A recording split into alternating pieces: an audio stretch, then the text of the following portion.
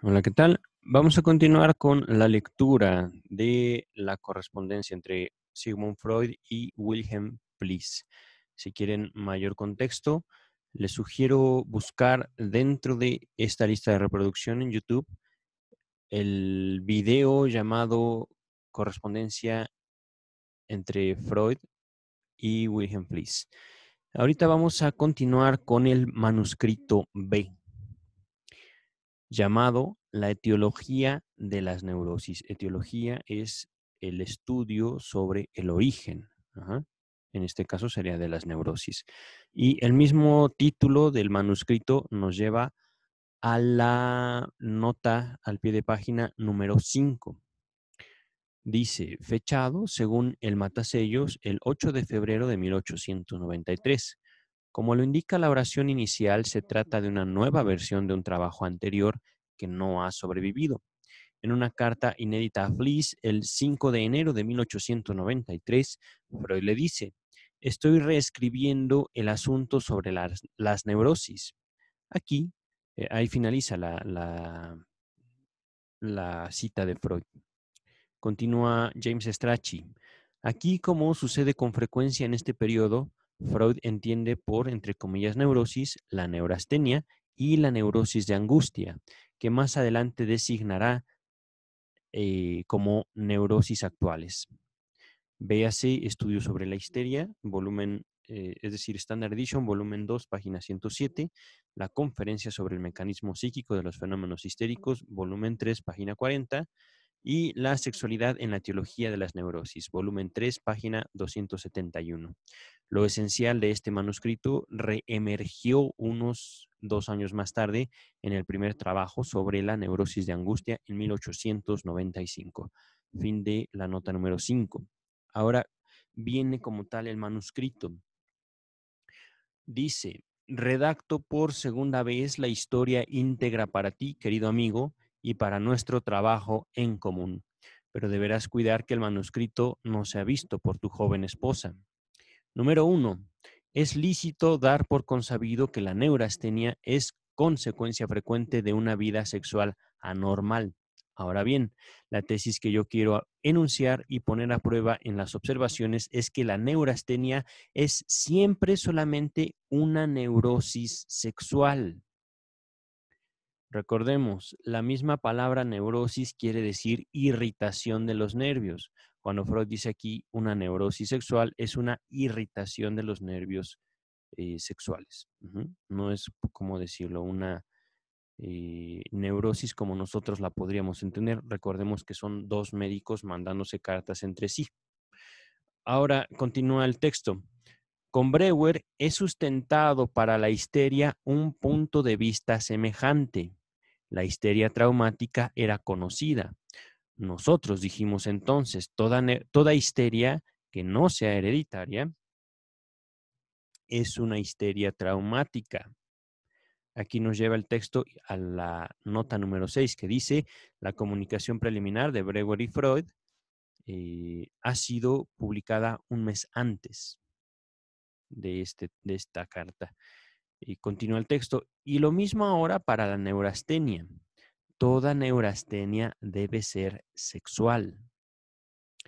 Por ahora, no averiguaremos si una predisposición hereditaria y, en segunda línea, unos influjos tóxicos pueden producir neurastenia genuina.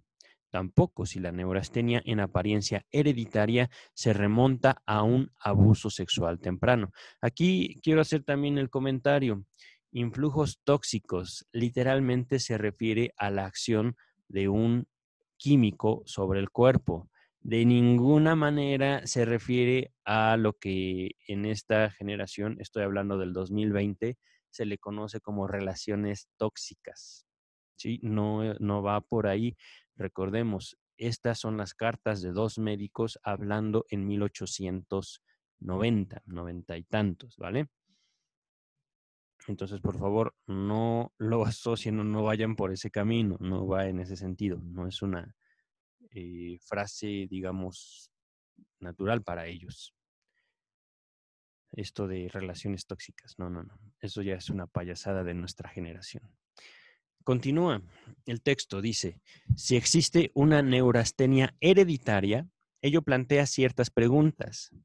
Si el estatus nervioso de los hereditarios no debería distinguirse empero de una neurastenia, ¿qué clase de relación tiene con los síntomas correspondientes en la infancia, etcétera? Para empezar, limitemos por tanto la tesis a la neurastenia adquirida. Entonces, la tesis enunciada quiere decir algo que admite también esta otra versión. Esta otra versión, perdón. En la etiología de una afección nerviosa cabe distinguir, número uno, la condición necesaria, sin la cual el estado no sobrevendría, no llegaría. Y número dos, los factores ocasionadores. Uno puede representarse del siguiente modo el nexo, es decir, la relación entre aquella y estos, entre la neurastenia y tanto la condición como los factores ocasionadores. Si la condición necesaria tiene injerencia suficiente, es decir, fuerza suficiente, influencia suficiente, la afección se instala como necesaria consecuencia. Si no tiene injerencia suficiente, el resultado de su influjo, es decir, de su influencia, es primero una predisposición a esa afección, a esa enfermedad, que deja de permanecer latente tan pronto como viene a sumarse una medida suficiente de uno de los factores de segundo orden. Por tanto, lo que a la etiología primera le falta para el pleno efecto puede ser sustituido por una etiología de orden segundo. Ahora bien, la etiología de orden segundo puede faltar. La de primer orden es indispensable. Nos lleva a la nota número 7 que dice, Freud desarrolló minuciosamente esta fórmula etiológica en su segundo trabajo sobre las neurosis de angustia, volumen 3, páginas 134 y siguientes, fin de la nota número 7. Continúa el texto. Aplicado a nuestro caso, este esquema etiológico significa un desgaste sexual puede provocar neurastenia por sí solo, toda vez que solo no alcance, habrá predispuesto al sistema nervioso a punto tal que una afección corporal, un afecto depresivo o un trabajo excesivo, también conocido como influjos tóxicos, no se tolerarán entonces sin neurastenia.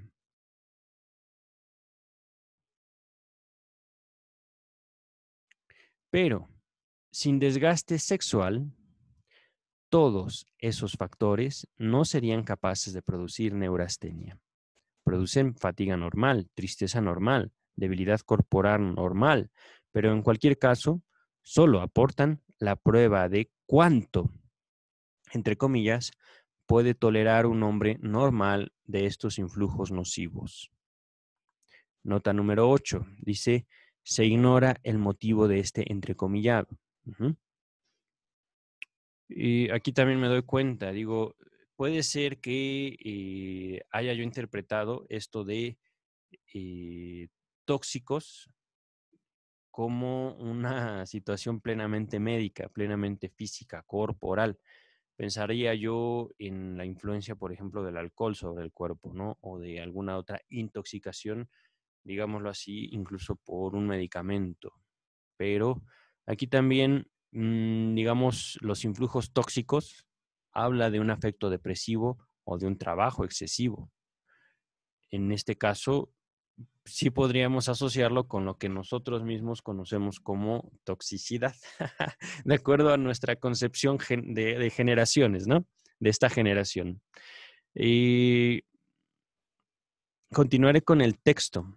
Dice, tratemos por separado la neurastenia de los hombres y de las mujeres. La neurastenia de los hombres es adquirida en la pubertad y sale a la luz en la tercera década de la vida, es decir, cerca de los 30 años. Su fuente es la masturbación, cuya frecuencia es absolutamente paralela a la frecuencia de la neurastenia de los hombres. Nota número 9, que dice, La exposición más completa de las opiniones de Freud con respecto a la masturbación se encuentran en sus, entre comillas, contribuciones para un debate sobre el onanismo, publicado en 1912. Todavía nos faltan unos 20 años para llegar a ese texto, es decir, 20 años de acuerdo al orden que estamos leyendo, que estamos compartiendo en este espacio.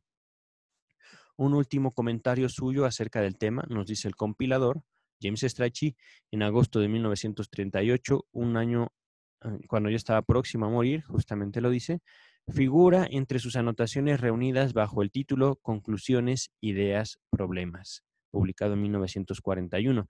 Esto se encuentra en el volumen 23, página 302. En mi nota introductoria al mencionado debate, volumen 12, páginas 249 y 250, se hallará una lista de otras referencias. Fin de la nota número 9. Regreso al texto. En el círculo de sus propios conocidos, uno puede advertir que han escapado de la neurastenia las personas que experimentaron una temprana seducción por una mujer, al menos entre la población urbana, es decir, de las ciudades. Continúa. Toda vez que aquel influjo nocivo tiene un efecto prolongado e intenso, convierte al afectado en neurasténico sexual, que ha llevado a sufrir menoscabo en su potencia sexual, y a la intensidad de la causa corresponde la persistencia del estado durante toda la vida. Otra prueba del nexo causal reside en que el neurasténico sexual es siempre, al mismo tiempo, un neurasténico general. Es decir, la neurastenia rebasa el ámbito de la mera actividad sexual. Recordemos aquí una vez más, en este punto de su exposición, Freud asocia por completo lo sexual con lo genital. En este momento, no hay psicoanálisis en este momento, está desarrollándose. De hecho, esta es también parte de la historia de la evolución del pensamiento freudiano. Y es una parte muy íntima. Estos son cartas que el mismo Freud no quería publicar, según nos cuenta James Strachey en la introducción a esta parte del tomo número 1. Continúo con el texto. Toda vez que el influjo, es decir, la influencia nociva, no fue lo bastante intenso, tuvo, según el esquema antes expuesto, un efecto predisponente para producir neurastenia. Luego, si se suman los factores provocadores que no habrían podido producirla por sí solos, por ejemplo, trabajo mental, cerebrastenia, trabajo sexual normal, neurastenia espinal, etc. En esos casos, en casos intermedios, se genera la neurastenia de la juventud, que típicamente empieza y discurre con dispepsia, etc. Y se termina después con el casamiento. La segunda noxa, N-O-X-A, dice, la segunda noxa, que corresponde a otra edad de los hombres, encuentra un sistema nervioso intacto o bien uno predispuesto a la neurastenia por la masturbación. La cuestión es saber si también en el primer caso puede desplegar influjos nocivos. Probablemente sí. Manifiesto es su influjo en el segundo caso, en que reanima la neurastenia de la juventud y crea nuevos síntomas. Esta segunda noxa es el onanismus conjugalis, o bien el coito incompleto a fin de prevenir la concepción. Para el hombre, todas las variedades de este parecen alinearse unas junto a otras y la intensidad de su efecto difiere, es decir, se separa según la predisposición anterior. Pero en verdad no difieren cualitativamente, repito, cualitativamente en cuanto a la calidad, en cuanto a la naturaleza. Ajá. Las personas con fuerte predisposición o los neurasténicos crónicos no toleran ya el coito normal. Y más todavía se cobran su tributo, la intolerancia al condón, el coito extravaginal y el coitus interruptus. La persona sana tolera todo esto mucho tiempo, pero tampoco lo soporta a la larga.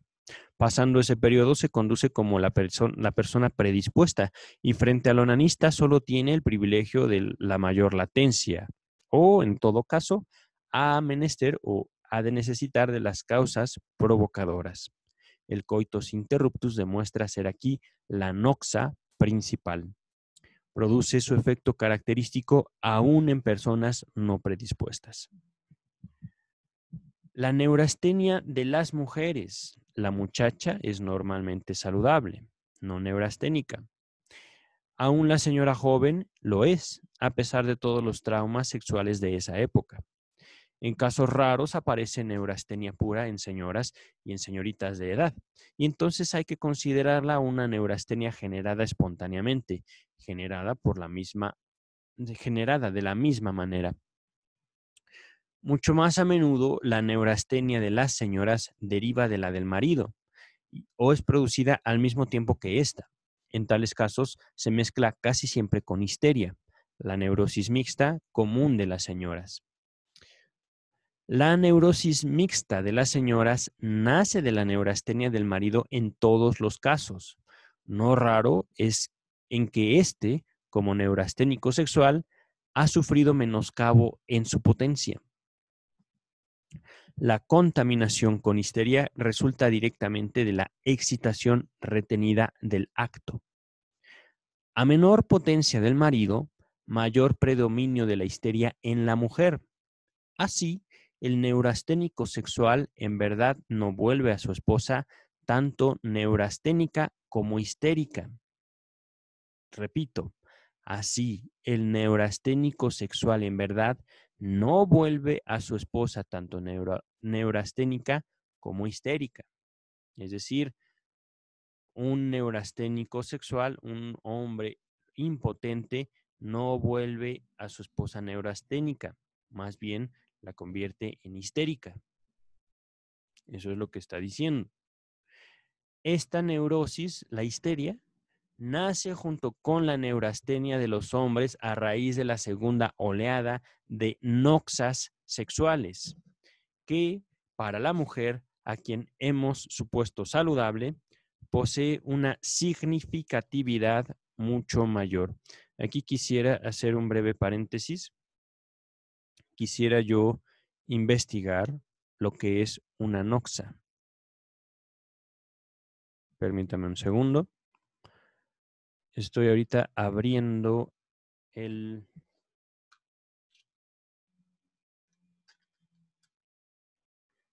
navegador para investigar.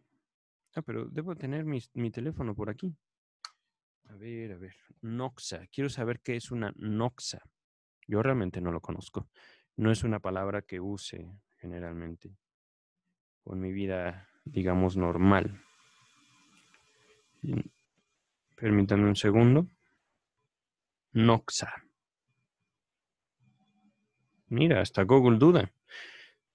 Se denomina noxa a los factores o elementos tanto del medio exterior como del propio organismo, cuya presencia puede causar alteración o una enfermedad. Las noxas pueden identificarse según su origen en biológicas, químicas, físicas, sociales y psicológicas. Ejemplos de noxas biológicas pueden ser bacterias, virus, hongos, parásitos, etc. Entonces, son cosas que hay dentro y fuera del organismo y que llevan justamente a la enfermedad. Ok, continúo con el texto. Por eso, en el primer decenio de la pubertad, uno ve muchos más varones nerviosos y en el segundo, muchas más mujeres. Aquí resulta de la nocividad de las medidas anticonceptivas. No es fácil establecer la serie de estos influjos nocivos.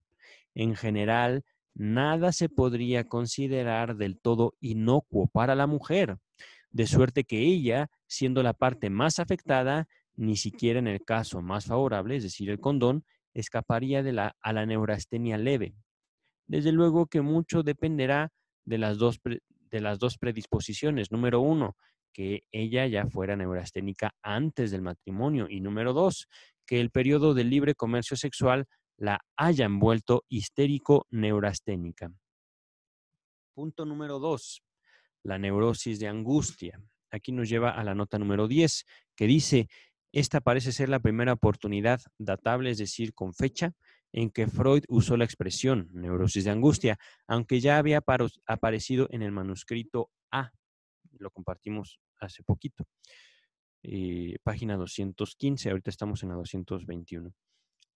Continúa James Strachey. Se hallarán algunas consideraciones sobre la historia de la expresión en una nota mía al pie del trabajo de Freud acerca de la neurosis de angustia, volumen 3 de la Standard Edition, página 92. Fin de la nota número 10. Continúa el texto. Un cierto rebajamiento de la conciencia de sí, una expectativa pesimista, inclinación a unas representaciones penosas contrastantes forman parte de toda neurastenia.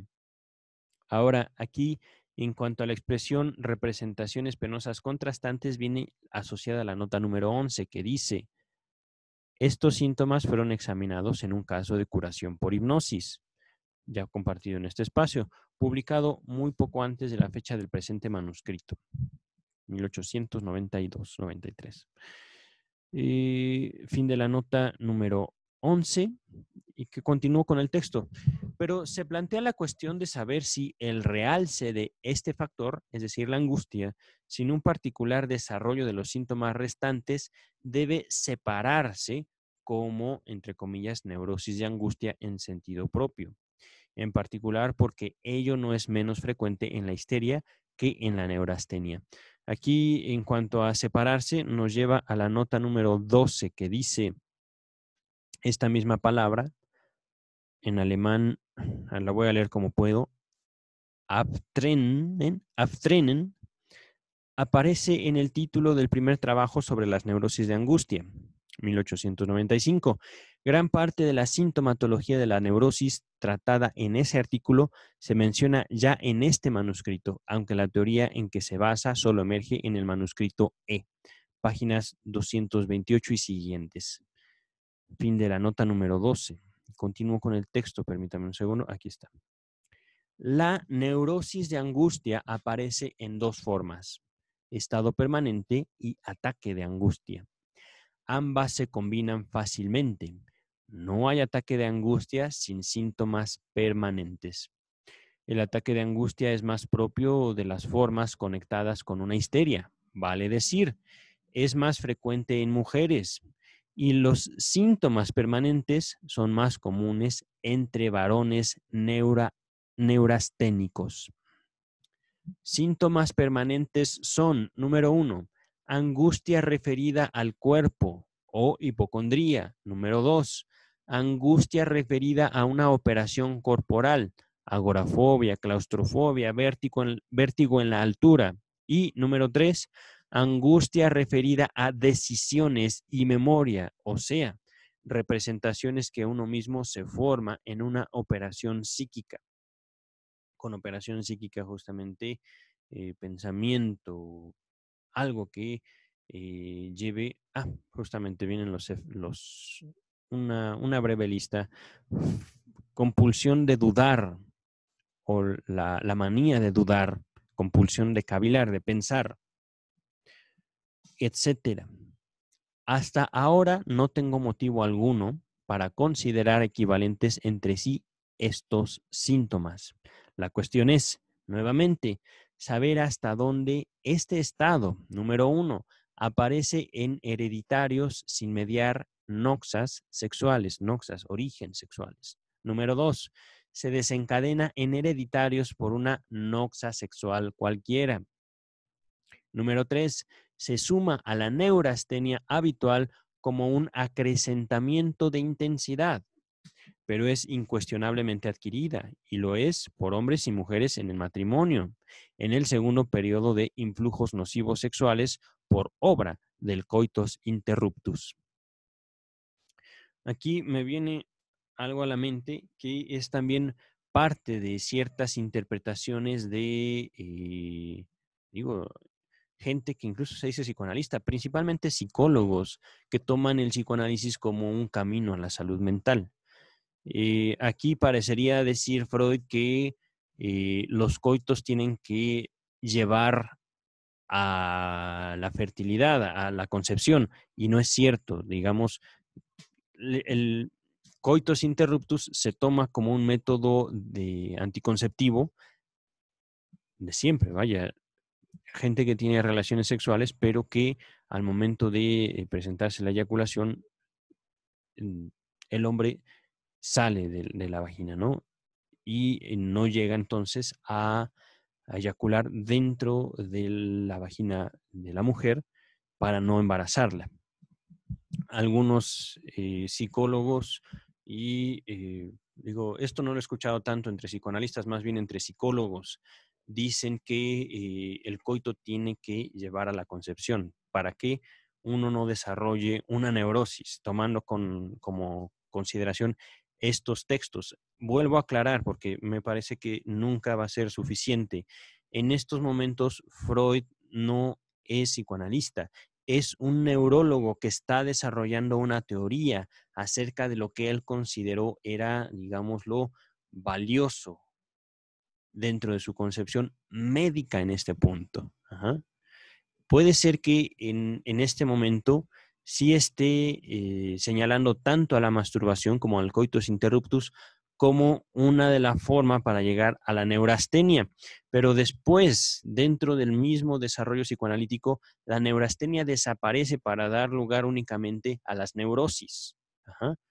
Ya lo iremos viendo en otros trabajos, que no necesariamente la masturbación lleva a la neurosis, tampoco necesariamente el coitus interruptus lleva a la neurosis.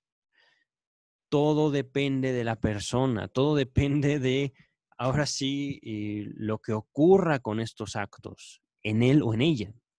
Voy a continuar con el texto, ya no nos falta mucho. Dice Freud, no creo que para ello haga falta la predisposición por una neurastenia anterior. A pesar de lo cual, en caso de faltar la predisposición, la latencia es mayor. La latencia, es decir, la resistencia, no llega a, pero está ahí presente como por debajo de, no llega a manifestarse como tal la neurastenia en este caso. Continúa el texto, el mismo esquema causal que en la neurastenia, expuesto en la página 218. Ahorita estamos en la 221. Continúa el texto. Los casos de neurosis de angustia fuera del matrimonio más raros se presentan en particular en hombres. Se resuelven como congressus interruptus. Aquí no sé qué sea congressus interruptus, pero voy a buscarlo mientras continúa el texto. Dada una fuerte, dada una fuerte convivencia psíquica con mujeres por quienes tiene miramiento para que alcancen ellas la satisfacción. Y en estas circunstancias, este procedimiento es para los hombres más nocivo que el coitus interruptus en el matrimonio, que a menudo es rectificado, por así decir, mediante coito normal fuera del hogar. Aquí, denme un segundo, quiero buscar qué es eso de congressus interruptus. Congressus con doble S, la S de en medio es congres SSUS interruptus. Interruptus. Congressus interruptus.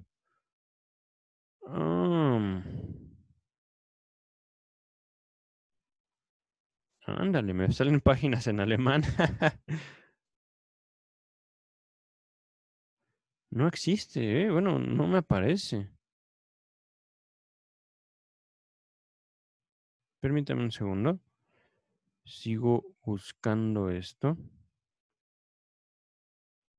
Congressus interruptus. Congressus debe ser reunión interrumpida. Pero en este caso, por el contexto, digamos, del mismo texto, Me envió a una publicación de Facebook. Ah,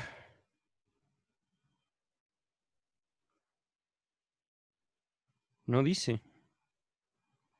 Simplemente está citando este texto que estoy compartiendo con ustedes. Welcome Collection, Congressus Interruptus, Coitus Reservatus, Der Umbolstangi Veislav. No viene. Miren, yo creo que esto va a merecer una... ah, traducción. Denme un segundo. Literalmente, digo, Google detectó latín en el Congressus Interruptus y me lo tradujo al español como la dirección de la empresa. No hay mayor, digamos, mayores referencias. Aquí les fallo, no sé a qué se...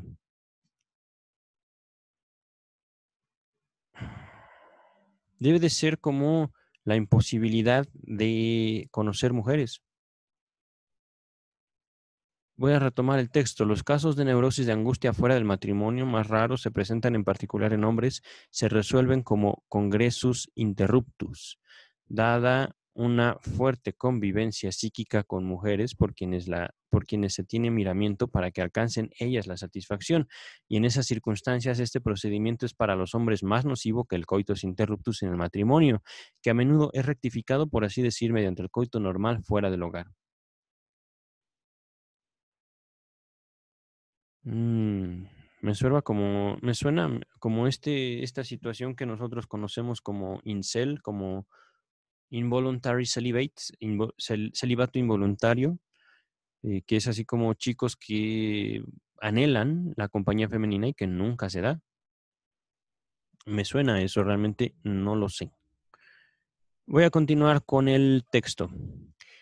Como tercera forma de la neurosis de angustia, me veo precisado a considerar la desazón periódica, ataque de angustia que puede durar desde una semana hasta algunos meses y que casi siempre, a diferencia de la melancolía genuina, posee un anudamiento en apariencia acorde a la ratio, con un trauma psíquico, acorde a la ratio similar en relación a un trauma psíquico.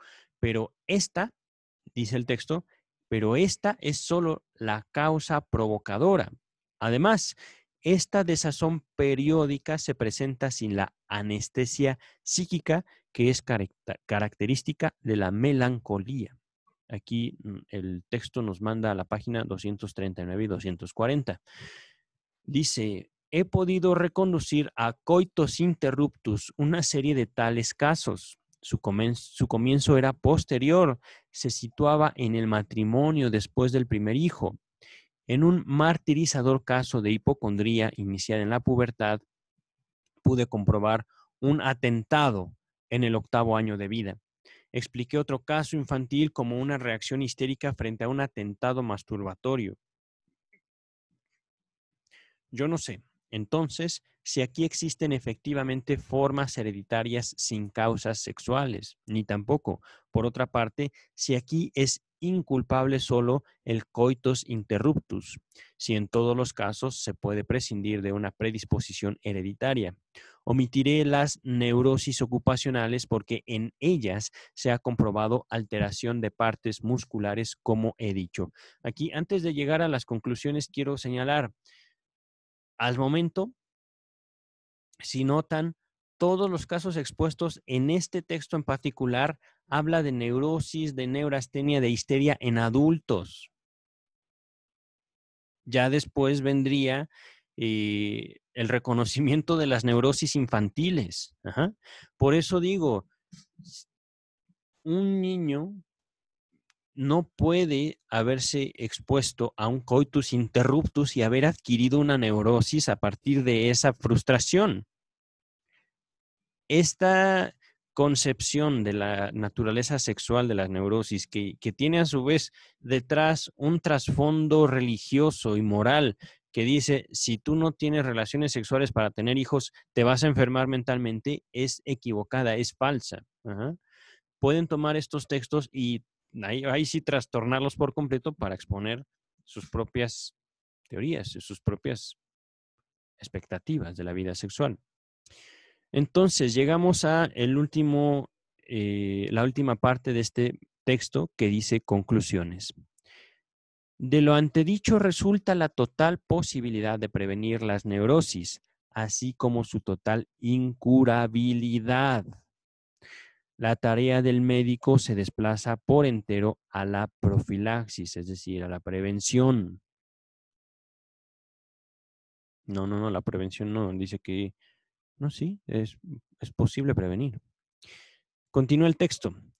La primera parte de esa tarea, la prevención de la nocividad sexual del primer periodo, coincide con la profilaxis de la sífilis y la gonorrea, pues son estas las noxas que amenazan a quien se sustrae de la masturbación.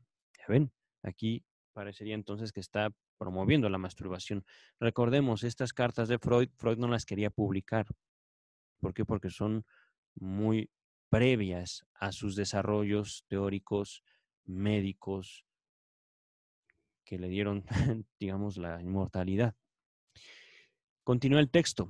El único camino alternativo sería el libre comercio sexual entre la juventud masculina y muchachas de buena clase social, pero solo se lo podría transitar si existieran medios inocuos para prevenir la concepción. De lo contrario, la alternativa es onanismo, neurastenia del varón, histeroneurastenia de la mujer o bien lues del varón, lues de la siguiente generación, gonorrea del varón, gonorrea y esterilidad de la mujer. Esta misma tarea, el gobierno inocuo sobre la concepción, nos plantea el trauma sexual del segundo periodo, puesto que el condón no proporciona una solución segura del problema ni una aceptable para quienes ya son neurasténicos. Recordemos, esta es un texto de 1892-93 por ahí. Aquí el texto nos manda a la nota número 13. Dice, en lo sucesivo, Freud manifestó en varias oportunidades esta misma opinión. Véase Verbigracia, es decir, el texto, La etiología sexual de las neurosis, publicado en 1898, lo encuentran en el volumen 3, página 270.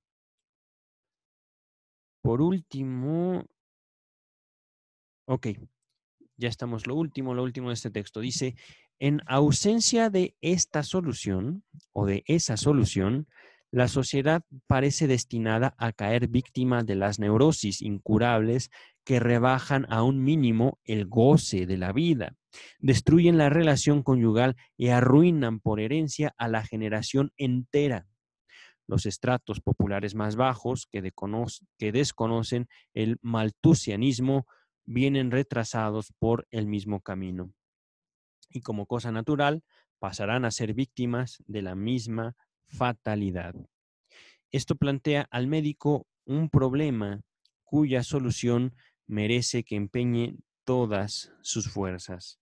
Antes de finalizar con la nota número 14, quiero comentarles qué es el maltusianismo. Nos dice economipedia.com. El maltusianismo es una teoría económica y sociológica desarrollada en el siglo XVIII que señala que los recursos de la tierra no serán suficientes para poder alimentar a la creciente población. Por esa razón, la única forma de lograr la supervivencia humana es controlar la natalidad. Eso nos refiere el maltusianismo. Por último, la nota número 14, que aquí finaliza el manuscrito B, dice que en la reunión de las cartas a Fliess en alemán, sigue aquí el manuscrito C, sin fecha, que es en realidad una carta en la que Freud se ocupa fundamentalmente de un trabajo de Fliess.